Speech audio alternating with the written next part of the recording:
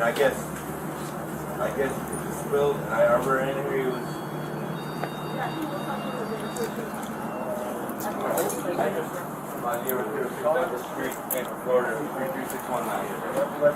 At 1:30 in the afternoon, inside a small coffee shop in Tampa, an argument lasted less than a minute. It ended with a single punch. The man who threw it didn't run. He didn't deny it. He walked up to police and said, essentially, "I'm the one involved." 3 days later, the other man was dead. And that one swing turned a 27-year-old store manager with no criminal history into a defendant facing decades in prison. This case isn't about a fight. It's about ego. It's about escalation. It's about how 1 second of anger can permanently alter 2 families. And before we break down the footage, the statements, and the legal aftermath, make sure you're subscribed. On this channel, we examine real cases without sensationalism. We focus on the decisions, the psychology, and the legal consequences, because sometimes the smallest choices carry the biggest price.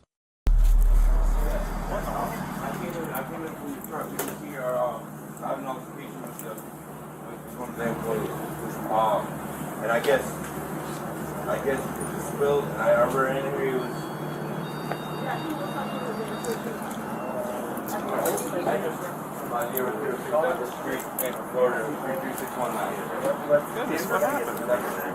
I don't know what happened. I was there. He was actually there. Don't check the D on it. He was cheap. I'm thinking about. Which kid? He has heart problems. He's 100% disabled. Disabled veteran. Disabled veteran. He's got allergies. You've seen allergy test. Yeah. So first and foremost, let me just say my name is Corey Pujols. I am the guy you were looking for.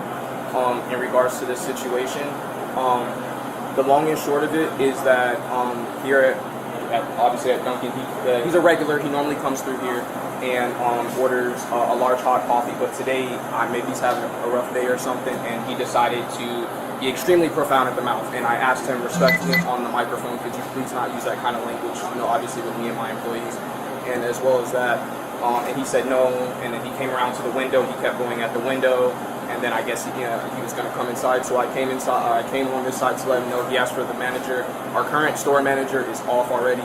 She worked morning shift, and she's currently otherwise here. So I would be for the senior shift. I've been here a little bit longer than he has, so I reserve responsibility for that. In any case, I came out to let him know. I said, listen, sir, with the profanity that you use, I would highly recommend that you go on about your business. We don't want to serve you any coffee today. Maybe you can try again another day, but you have clearly upset the atmosphere here, and we would like for you to go on about your business. I asked him to do that repetitively. It's all on camera.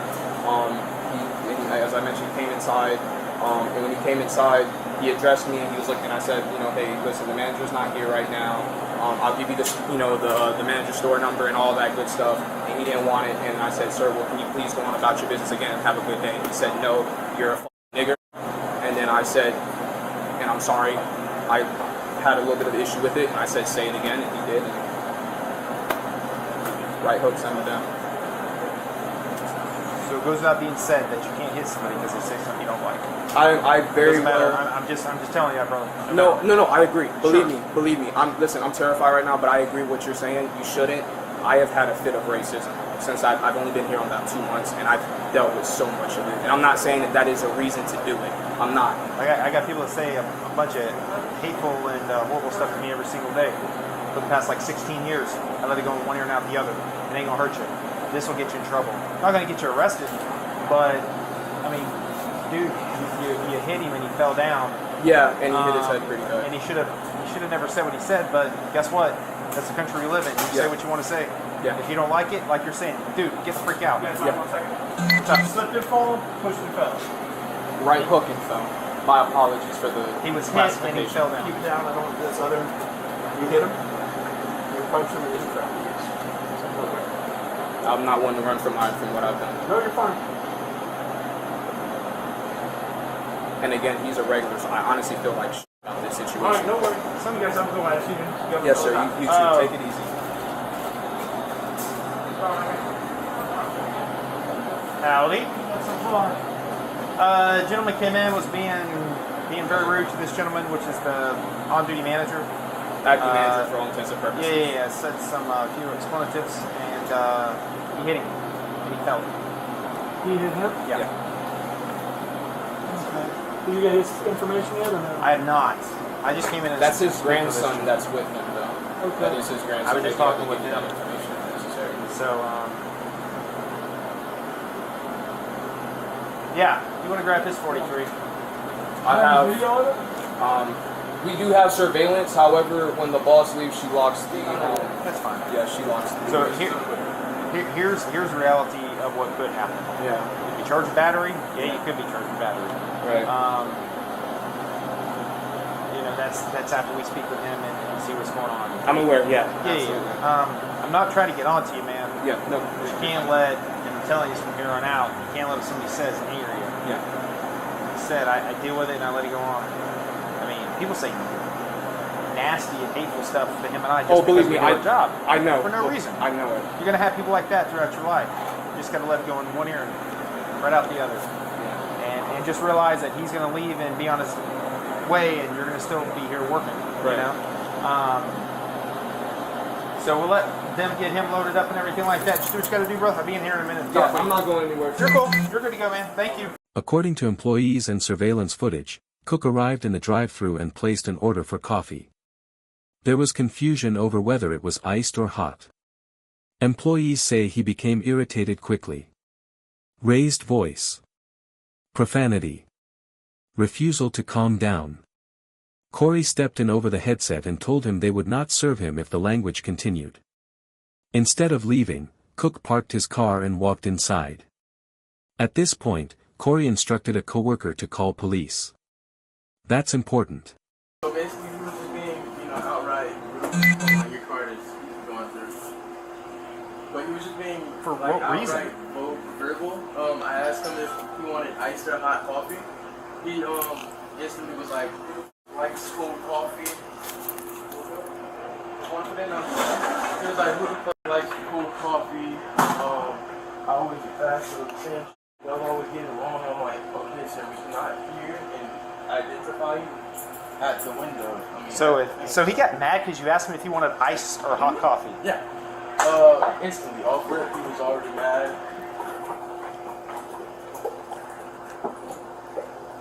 A large hot latte. Okay, gotcha. So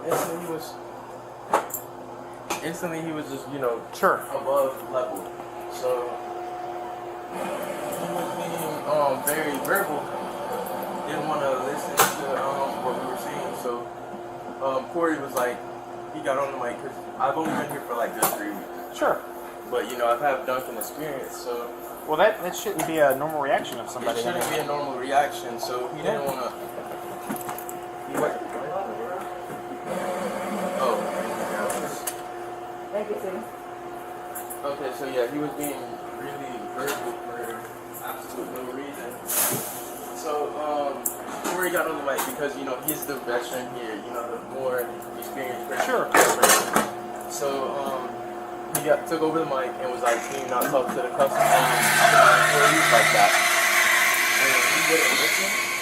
So he said, "Okay, you know what we're gonna do? We're not gonna take your order today. We're gonna politely ask you to leave." Came up here. He had a verbal like, "Can you leave? We're not gonna take your order," type of thing right here. We were reassuring him that he could come again later. So then that's when he came up to the front and it was right there. So even after y'all asked him to leave, He kept on coming. came, he parked, and when you say up there, up at the front counter. Yeah, he came to the car. So we knew Corey was gonna. So me and Corey went up there to wait and tell him to leave again.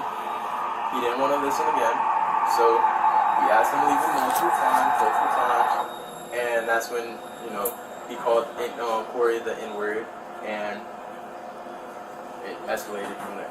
What did you see happen from there? From what I seen is I heard him Corey told me to call the cops off rip. So I was calling the cops, I was calling my manager, I was calling everybody.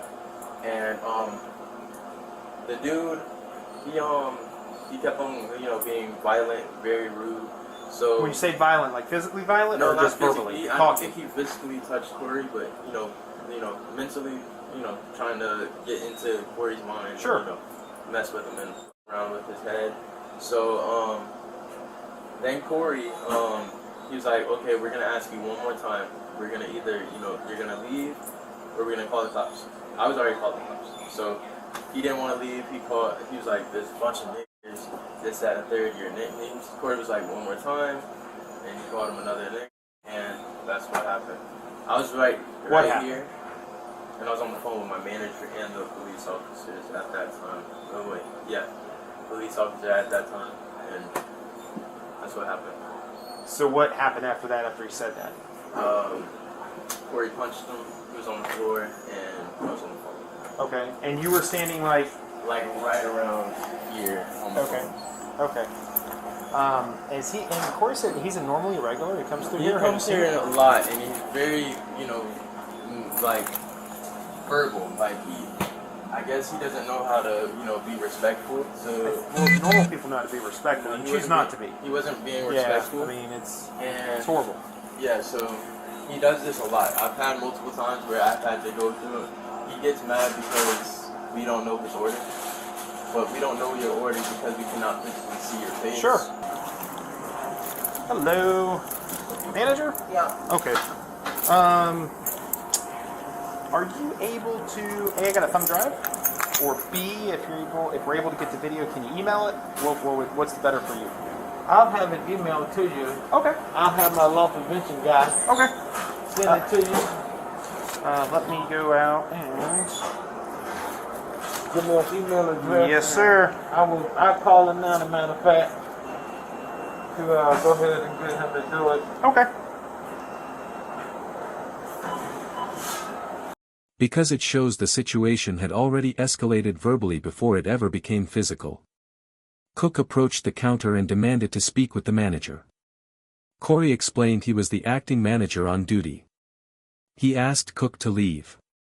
Multiple times. Security footage later confirmed that at first, Corey remained behind a waist-high swinging door separating staff from customers. But then the exchange escalated. Witnesses said Cook used a racial slur directed at Corey. Corey responded by stepping through the swinging gate, closing distance between them.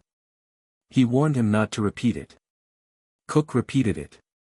And in that moment, Corey threw a single right hook. It landed cleanly on the jaw. Cook fell backward. His head struck the concrete floor. The sound of that impact would matter more than the punch itself. Surveillance showed something critical. After the punch, Corey did not continue attacking. He did not pursue. He did not strike again. He stepped back. Yeah. They told me what happened. I feel for you 100% right now. What's happening here is not acceptable in any way, shape, or form. And I understand your anger and your level of frustration, but I would be pissed too. And this is one of those things that there's one thing that's steering us right now, and it's the level of risk. He's in critical condition right now. It's not looking good. He has his brain swelling right now. He's unconscious and everything. So I'm going to pray for you and for him that he recovers. If he recovers and he's okay, just not big deal. You know what I'm saying? It's the level of injury. Had he not been this injured, there's a lot of things he could have done. Because like I said, nobody here is okay with what that guy said. And none of us would know at all, And he deserves to be put in his place for that. But because of how seriously he's injured, we have no choice. So I want you to understand that. Everybody here agrees that what he done, he was wrong. What he said, he was wrong. He has no choice. Like I said, he's not in there. So I'm going to pray for you and for him that he recovers, that will just hopefully go away. But for the time being, you're going to be charged 1 count of battery on the elderly male, which is over 65 years of age. You'll have a bond, so it's not going to be really high. You're going to bond out tonight at some point. And then we'll just pray all of us. This guy recovers and everything will work itself out. You know what I'm saying? Is there anything you have that you want somebody to say here? I'm his mom. That's fine. Mom, you want to step over here and we grab all this stuff? Get that over. Do you want a bag? Ma'am, do you want a bag? I can give you a bag for all that. Okay. Combos. You know what? Yeah, I've got one in here, or if you got one, that's fine.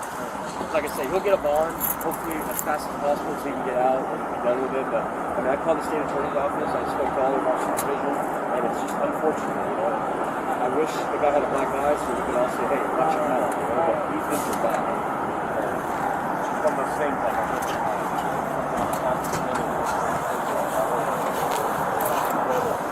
a really sad situation. What can make it go best is the guy remembers. I'm sorry. Corey, you have anything else on you, brother? No, that's it. Took everything else. That's for mom. Okay, that's it? Right here. Yeah, that's for mom. That's it for the copy. Yes. Yes. Corey, you'll have a seat in my car real quick. Yes. Brother, what the detective was saying, we 100% agree. But when his head hit hard and everything, when they brought him out here, he was unconscious. Yeah. And then while he's up there, he's not doing good right now. He could get better, okay? So you go down, we'll tell mom. Mom can go down. Yeah, you do that and I'll 10:35 you. Do they? Okay, that's fine.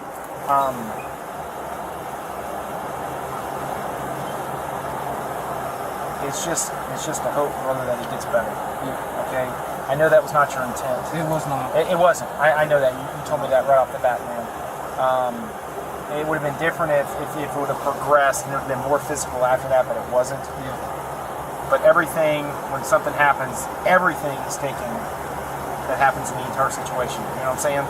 So him falling, him getting the injury, him being elderly, again, he could be in the hospital and be completely fine by tomorrow. Okay? But we'll tell mom. Mom can come down and bond you out. It should be, I think, a $1,000 bond or $100 to do a bondsman. She can come down and bond you out. And I'm sorry about this. I'm sorry because I still think, no matter what anybody thinks of me, I shouldn't have done it. I shouldn't. I agree with everybody. I shouldn't. Let me turn the arm for you. Let me talk to mom real quick. Okay. Doctors diagnosed a skull fracture and brain contusions caused by the backward impact. Initially, Corey was arrested for battery on a person over 65. Police told him they hoped the victim would recover. But on May 7, 2021, 3 days later, Cook died from complications related to the head injury. At that point, the charge was upgraded. Now Corey was facing aggravated manslaughter of an elderly adult. A charge carrying up to 30 years in prison.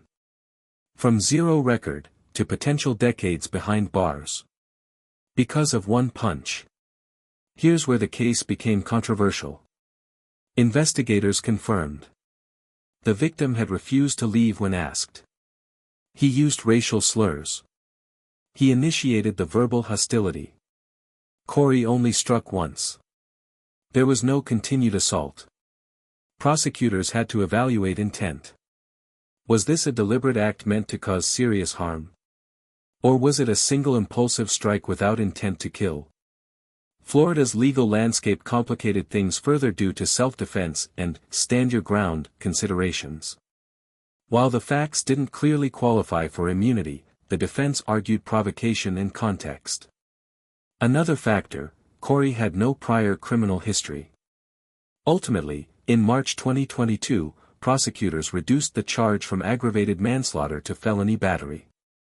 Instead of facing decades in prison, Corey received 2 years of house arrest, 3 years probation, 200 hours community service, mandatory anger management, no prison sentence. To some, it felt lenient. To others, it felt proportionate given the circumstances. But legally, one fact remained unchanged. A man died. And the punch caused the chain of events that led to that death. Here's the uncomfortable truth. The victim's behavior was wrong. The slur was wrong. Refusing to leave was wrong. But physical retaliation carries legal responsibility. The justice system does not weigh insults the same way it weighs force. And this case became a real-world example of how quickly an everyday conflict can turn into a felony prosecution. 2 men entered a coffee shop confrontation. One left in an ambulance. The other left in handcuffs. This case forces a question most of us don't like to consider. If someone disrespects you publicly, how much is pride worth? Because in less than 2 seconds, a clean record disappeared. A family lost someone. And a moment of anger became a permanent record. If you appreciate deep, fact-based breakdowns that focus on decisions and consequences, subscribe. We post new case analyses every week. And if you want to see another case where a single impulsive act changed everything, click the video on your screen now. Because sometimes the smallest actions carry the longest sentences.